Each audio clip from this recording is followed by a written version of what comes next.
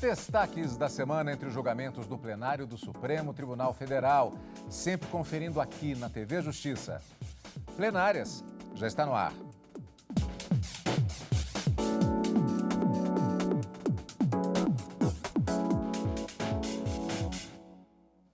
Hoje, com os principais momentos das sessões dos dias 18 e 19 de agosto de 2021. Karina, variedade de temas com destaque para 2. Direito eleitoral com a questão da chamada candidatura nata e ainda comissão de valores mobiliários em debate no plenário do Supremo Tribunal Federal. É isso aí, Cadu. No plenárias de hoje nós vamos ver dos 4 processos que foram chamados a julgamento na quarta e na quinta-feira desta semana, 2 foram concluídos com o resultado final. Esse da candidatura nata, os ministros, por votação unânime, num julgamento até bastante rápido, eles confirmaram uma medida cautelar que havia sido deferida em 2002 para declarar a inconstitucionalidade desse tipo de candidatura, que nós vamos explicar no programa como é que ela funcionava de acordo com a legislação antes de ser suspensa por essa medida cautelar e agora confirmada em plenário.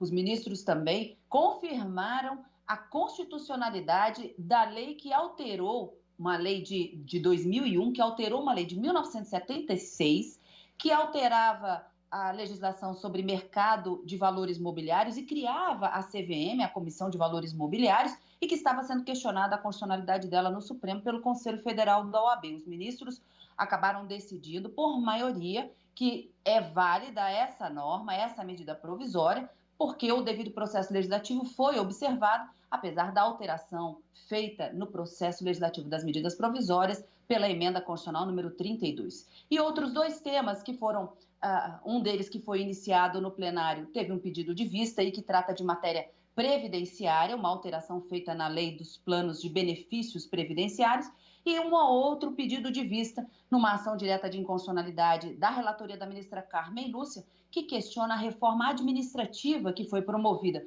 em 1998 pela emenda constitucional número 19. O ano passado, a ministra Carmen já havia votado, houve um pedido de vista do ministro Gilmar Mendes que foi apresentado nessa semana, mas um pedido de vista do ministro Nunes Marques fez suspender mais uma vez o julgamento deste tema. 4 processos apregoados, 2 resultados definitivos e 2 pedidos de vista, é o que nós vamos ver nesse programa Plenárias de hoje. Entre os destaques da sessão que é denominada como presencial, que desde o ano passado, como o telespectador que nos acompanha sabe, está sendo realizada pelo sistema de videoconferência por conta da pandemia da Covid-19, com a presença do presidente da Corte e alguns funcionários no plenário do Supremo e por meio digital os votos dos ministros, as sustentações orais. Expectativa de que as sessões presenciais de fato passem a ocorrer novamente a partir do mês de setembro. Isso ainda está em estudos. Agora nós temos também os destaques do chamado plenário virtual, ou seja, a plataforma que é aberta para os ministros para que determinados processos possam ser julgados num determinado prazo de tempo. E é o que nós vamos conferir agora.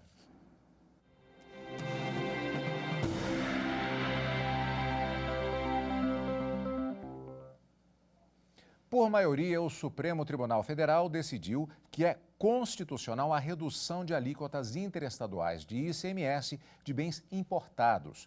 O julgamento ocorreu no plenário virtual da Corte, como já dissemos. Marta Ferreira. As unidades da federação disputam para ver quem consegue atrair mais investimentos e negócios para os seus territórios. Vários estados davam incentivos fiscais sobre as operações de importação para estimular a arrecadação. Isso aumentava a competitividade dos produtos importados em relação aos produtos nacionais, resultando na diminuição da produção nacional. Era a chamada Guerra dos Portos. Na tentativa de acabar com essa disputa, em 2012, o Senado Federal editou uma resolução que fixava a alíquota interestadual do ICMS em 4% para bens e mercadorias de origem estrangeira, o mesmo valendo para bens industrializados no país com conteúdo de importação superior a 40%. Essa resolução acabou sendo questionada no Supremo Tribunal Federal pela mesa diretora da Assembleia Legislativa do Espírito Santo. Um dos argumentos era que o Senado não tinha competência para instituir alíquotas diferenciadas para determinados produtos e serviços. Também alegava discriminação entre produtos estrangeiros e nacionais. O caso foi analisado pelo plenário virtual. O relator da ação, o ministro Edson Fachin, votou pela inconstitucionalidade da norma, mas ele foi voto vencido. O entendimento que prevaleceu foi do ministro Gilmar Mendes. Ele entendeu que a resolução do Senado se propõe a solucionar, mediante definição de alíquotas, repercussões negativas nas operações interestaduais, ainda que tenham alcançado repercussões outras e ainda que as operações e as prestações se iniciem no exterior. Para Gilmar, o Senado não entrou em matéria que, pela Constituição, demandaria lei complementar. Com isso, o plenário, por maioria, decidiu que a norma do Senado é constitucional. Lembrando que estamos falando do plenário virtual e o ministro Nunes Marques pediu destaque e suspendeu o julgamento na corte sobre o acesso de pessoas trans ao Sistema Único de Saúde. O STF debate o direito de homens e mulheres transexuais de se consultarem em especialidades médicas de acordo com o sexo biológico. A reportagem é de Evne Araújo. O Partido dos Trabalhadores entrou com ação no Supremo Tribunal Federal questionando atos do Ministério da Saúde em relação à saúde primária de transexuais e travestis. Segundo o PT, entraves no âmbito do Sistema Único de Saúde impedem o acesso de pessoas trans que alteraram o nome no registro civil a atendimentos médicos de acordo com o sexo biológico. Por exemplo, mulheres trans com sexo biológico masculino não conseguem se consultar em urologistas e homens trans com sexo biológico feminino em ginecologistas. Em junho, o relator do caso no STF, ministro Gilmar Mendes, deferiu liminar para que o Ministério da Saúde altere os sistemas e garanta acesso igualitário ao SUS. O mérito da ação está sendo julgado pelo plenário virtual. O ministro Nunes Marques pediu que o julgamento seja interrompido e encaminhado para análise no plenário presencial. É exatamente a situação que acontece, uma característica do plenário virtual. Quando há um pedido de destaque, o julgamento ele para naquele ponto e volta ao início no plenário presencial. Agora a gente vai sair um pouquinho, rapidamente do plenário, vamos falar um pouquinho de matéria relacionada à política e gabinete, mas que vai incidir diretamente no plenário do Supremo Tribunal Federal. Isso porque o presidente do STF, ministro Luiz Fux, recebeu nesta quarta-feira, dia 18 de agosto, o presidente do Senado, Rodrigo Pacheco. O senador pediu que seja feita uma reunião com representantes dos poderes da República. O encontro foi cancelado por Fux no início deste mês, o encontro que já havia sido marcado com os presidentes dos poderes, depois que o presidente Jair Bolsonaro fez uma série de ataques ao judiciário e ao sistema eleitoral e também ministros da corte. Relatando essa reunião com o presidente do Congresso Nacional, o ministro Luiz Fux abriu a sessão da quarta-feira, dia 18, dizendo que o diálogo dos poderes nunca foi interrompido. Alessandra Castro conta como foi. Rodrigo Pacheco veio ao Supremo Tribunal Federal pedir ao ministro Luiz Fux a retomada do diálogo entre os três poderes. O senador falou sobre a manutenção da democracia e da necessidade de se evitar extremismos e radicalismos. Ele pediu ao presidente do Supremo que uma nova reunião entre os chefes do Executivo, Legislativo e Judiciário seja marcada. Concordamos que o radicalismo e o extremismo são muito ruins para o Brasil e são capazes de derrotar a democracia. Portanto, nós precisamos evitar o radicalismo, evitar o extremismo e darmos lugar ao diálogo que busque pacificar, que busque unir, não necessariamente concordar sempre, mas ter, sobretudo, esse respeito à divergência. Nós precisamos de uma pauta propositiva e o ambiente dessa pauta propositiva é a democracia. E a democracia não pode ser aviltada, a democracia não pode ser questionada da forma como vem sendo questionada no país. Na abertura da sessão plenária desta quarta-feira, o ministro Luiz Fux falou sobre o encontro e garantiu que o diálogo nunca foi interrompido. Eu recebi hoje, antes agora da sessão, o presidente do Senado, Rodrigo Pacheco, que veio debater sobre a democracia e falar sobre a importância do diálogo entre os poderes e pedir uma nova reunião, tendo em vista que fiz aqui um pronunciamento desmarcando a reunião que havia sido designada. Eu só gostaria de destacar aos meus pares senhoras ministras e senhores ministros, que apesar do cancelamento da reunião, o diálogo com os poderes nunca foi interrompido. Como presidente do Supremo Tribunal Federal, eu sigo dialogando com representantes de todos os poderes, sem prejuízo em relação a uma nova reunião, a questão será reavaliada. E já que estamos falando das sessões plenárias presenciais, julgamento da ação direta de inconstitucionalidade contra a chamada candidatura nata na pauta da sessão do dia 18 de agosto, quarta-feira. A relatoria do ministro Nunes Marques. Vamos saber do que se trata na reportagem de Manuela Rolim. De acordo com a Lei Eleitoral de 1997, a candidatura nata é quando o detentor do mandato eleitoral, nos cargos de deputado federal, estadual ou distrital e de vereador, pode sair candidato para o mesmo cargo, independentemente das manifestações dos partidos. A Procuradoria-Geral da República questionou o dispositivo com o argumento de que a lei fere os princípios constitucionais da isonomia entre os candidatos e da autonomia dos partidos, uma vez que a eleição para esses cargos é proporcional e não majoritária. Em 2002, o então relator, ministro Sidney Sanches, ao analisar o pedido de liminar, rejeitou o argumento da quebra do princípio da isonomia, mas suspendeu a norma com base na ofensa à autonomia dos partidos. Os ministros Nelson Jobim e Ellen Grace também votaram pela suspensão e o ministro Ilmar Galvão votou pela validade da lei. E como foi esse julgamento na sessão da quarta-feira, dia 18, vamos conferir depois do intervalo aqui no Plenárias.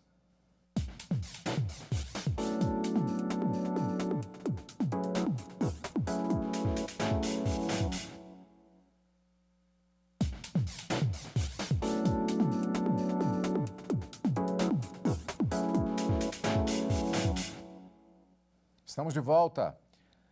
Sessão da quarta-feira, dia 18 de agosto. O Supremo Tribunal Federal decidiu que é inconstitucional a chamada candidatura nata. Os ministros também retomaram o debate sobre a extinção do regime jurídico único para servidores públicos. Marta Ferreira acompanhou. Os partidos PT, PDT, PSB e PCdoB questionam a emenda constitucional 19 de 1998, que fez uma reforma administrativa permitindo a contratação de servidores públicos por meio das regras da Consolidação das Leis do Trabalho, a CLT. O texto suprimia a exigência do regime jurídico único e de planos de carreira para servidores da administração pública direta, das autarquias e das fundações públicas dos entes federados. A medida está suspensa desde 2007 por decisão liminar do STF. Em setembro do ano passado, o caso voltou ao plenário. A relatora, a ministra Carmen Lúcia, votou pela inconstitucionalidade da redação dada ao artigo 39 da Constituição pela emenda 19. Na retomada do julgamento, o ministro Gilmar Mendes foi o primeiro a votar, abrindo divergência e se manifestando pela improcedência da ação. De acordo com Gilmar, a matéria foi apreciada pelo Legislativo, seguindo todos os procedimentos previstos. Todas as vendas aos que pensam em sentido diverso, não há parâmetro algum na Constituição Federal que possa servir de fundamento para a declaração da inconstitucionalidade do caput do artigo 39, na redação estabelecida pela emenda 19, de 98, sendo certo a esta altura que o texto foi votado, sim, em 2 turnos de votação na Câmara dos Deputados. O julgamento foi suspenso depois do pedido de vista do ministro Nunes Marques. Na sequência, o plenário começou a julgar a ação direta de inconstitucionalidade contra a chamada candidatura nata. De acordo com a Lei Eleitoral de 1997, a candidatura nata é quando o detentor do mandato eleitoral, nos cargos de deputado federal, estadual ou distrital e de vereador, pode sair candidato para o mesmo cargo, independentemente das manifestações dos partidos. O relator é o ministro Nunes Marques, que votou pela inconstitucionalidade da candidatura Nata. A insistência de um parlamentar na sua própria reeleição, sob o argumento de candidatura Nata, embora seja uma aspiração legítima, não pode se sobrepor a uma eventual decisão partidária de lançar outros candidatos, com presumível maior capacidade de atração de votos. Os demais ministros seguiram o entendimento do relator. Por unanimidade, o plenário decidiu que a candidatura Nata contraria o princípio da autonomia partidária e o princípio da igualdade dos cidadãos de concorrerem ao pleito pelos partidos políticos. Bom, como vimos, definição sobre a questão da candidatura Nata, a matéria explicou exatamente o funcionamento e a decisão, como você bem adiantou, essa questão já estava suspensa, agora está em definitivo, havia uma medida cautelar nesse sentido e ainda houve essa questão, esse processo relativo à extinção do regime jurídico único para servidores públicos. Pedido de vista do ministro Nunes Marques e se tratando aqui de uma alegação de inconstitucionalidade formal, Karina. Como é que a gente pode definir essa questão?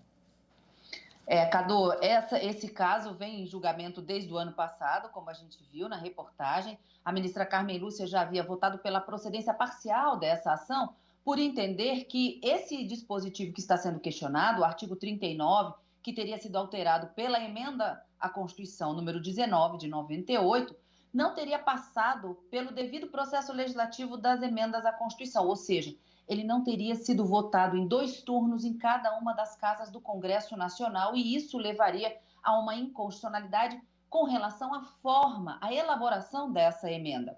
Esse foi o voto da relatora ministra Carmen Lúcia no ano passado, em 2020. No voto apresentado pelo ministro Gilmar Mendes, nessa semana, na quarta-feira, ele entendeu que, da forma como explicitado no processo, não teria havido qualquer óbice e qualquer violação desse devido processo legislativo, tendo sido, sim, o texto aprovado em 2 turnos em cada casa do Congresso, com o quórum necessário, que é de 3/5 de votação em cada um desses turnos. Temos uma divergência, então, já aberta no plenário do Supremo Tribunal Federal, ministra Carmen Lúcia dando parcial provimento para essa ação direta de inconstitucionalidade, ministro Gilmar Mendes julgando improcedente, mas, mais uma vez, o julgamento suspenso em razão de um pedido de vista do ministro Nunes Marques. Eu queria fazer apenas, Cadu, uma observação em relação ao julgamento da ação que questionava a candidatura Nata.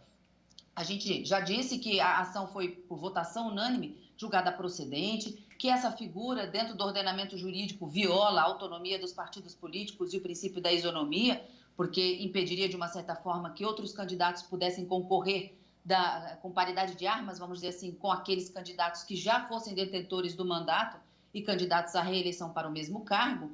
Mas, aqui nesse caso, os ministros também acompanharam o relator para modular os efeitos dessa decisão. Em que sentido? A declaração de inconstitucionalidade dessa candidatura Nata, ela começou a deixar de valer quando foi concedida a medida cautelar, em 24 de abril de 2002. E essa é a data que os ministros confirmaram para cessar a produção de efeitos dessa possibilidade que estava na legislação. Portanto, desde a concessão da medida cautelar, em 24 de abril de 2002, quando então essa possibilidade de candidatura Nata foi questionada e os efeitos foram suspensos por decisão do Supremo Tribunal Federal, desde então, portanto, é declarada a inconstitucionalidade desse dispositivo da Lei das Eleições pelo plenário do Supremo Tribunal Federal. E ainda ao final da sessão da quarta-feira, dia 18 de agosto, o plenário do Supremo Tribunal Federal iniciou o julgamento de ação contra a medida provisória que alterou a lei sobre a Comissão de Valores Mobiliários. Foi apresentado o relatório e as sustentações orais na sessão da quarta-feira, repetindo, ao finalzinho, e na expectativa da retomada do julgamento na sessão do dia seguinte, quinta-feira, com o voto do relator, ministro Ricardo Lewandowski. Antes de conferir como foi a finalização do julgamento na quinta, vamos acompanhar a reportagem de Evne Araújo sobre o tema. A ação direta de inconstitucionalidade foi ajuizada pela Ordem dos Advogados do Brasil. A OAB contesta uma medida provisória e um decreto de 2001 que alteraram a lei federal que estabelece regras para o mercado e cria a Comissão de Valores Mobiliários. O argumento é que as 2 normas violam os princípios constitucionais da separação de poderes e da hierarquia das leis. No caso da medida provisória, a OAB afirma que já existia um projeto de lei sobre o assunto, aprovado pelo Congresso e que aguardava a sanção presidencial. O presidente vetou a proposta e publicou a medida provisória sobre o mesmo tema, o que seria proibido pelo artigo 62 da Constituição. Já o decreto não poderia alterar o conteúdo de leis, por isso também seria inconstitucional. E o julgamento foi retomado na sessão da quinta-feira, dia 19. O Supremo Tribunal Federal decidiu pela manutenção da norma que criou a Comissão de Valores Mobiliários. Reportagem de Marta Ferreira. A OAB questiona uma medida provisória e um decreto, ambos de 2001, que alteraram a lei que trata do mercado de valores mobiliários e cria a CVM, a Comissão de Valores Mobiliários. A OAB alega que a medida provisória trata de matéria disciplinada em projeto de lei aprovado pelo Congresso Nacional, pendente de sanção ou veto do presidente da República, e que o decreto viola os princípios da separação de poderes e da hierarquia das leis. A AGU defende a constitucionalidade de mudanças na estrutura da Comissão de Valores Mobiliários. O relator ministro Ricardo Lewandowski destacou no voto que essas normas já vigoram sem nenhum problema e, por isso, votou pela constitucionalidade delas. Não vejo, contudo, qualquer inconstitucionalidade na fixação das atribuições do presidente, diretores e colegiado da comissão, pois ela se mostra consentânea com a autonomia funcional de que é dotada a entidade autárquica em questão, criada por lei específica. O ministro Edson Fachin abriu divergência por entender que os decretos não podem alterar o conteúdo de leis, como estabelece a Constituição sobre a separação dos poderes. Ele, então, julgou parcialmente procedente o pedido para declarar a inconstitucionalidade do decreto 3995 de 2001. Parece-me, portanto, pedindo respeitosa vênia essa compreensão, que é o que se passa aqui, havendo não apenas o ultrapassar da limitação legal prévia, como o uso da derrogação. O decreto pretende explicitamente alterar a lei como se lei formal fosse, ainda que materialmente se limite a tratar da organização e funcionamento da administração federal, o que dependeria, claro, da análise de cada dispositivo, o exercício dessa competência material não tem o mesmo status formal de lei em sentido estrito que se pretendia derrogar. Por maioria, o plenário seguiu o entendimento do relator para validar a medida provisória que criou a Comissão de Valores Mobiliários. Ainda na sessão, o plenário começou a julgar a DI, que questiona alterações feitas na Lei dos Planos de Benefícios da Previdência Social pela Lei 9.876 de 1999, que mudaram regras sobre contribuição previdenciária de contribuinte individual e cálculo do benefício. Segundo os partidos, são inconstitucionais as mudanças realizadas em questões como carência para gozo do salário maternidade, ampliação do período básico de cálculo do fator previdenciário, exigência de apresentação anual de atestado de vacinação obrigatória e comprovação de frequência escolar de filho ou equiparado para o pagamento do salário família. O relator, ministro Nunes Marques, votou pela constitucionalidade das alterações em benefícios da Previdência Social. A Constituição de 1988, a partir da Emenda Constitucional 20 de 98, silenciou sobre a forma de cálculo do salário de benefício, deixando tal matéria à discrição do legislador.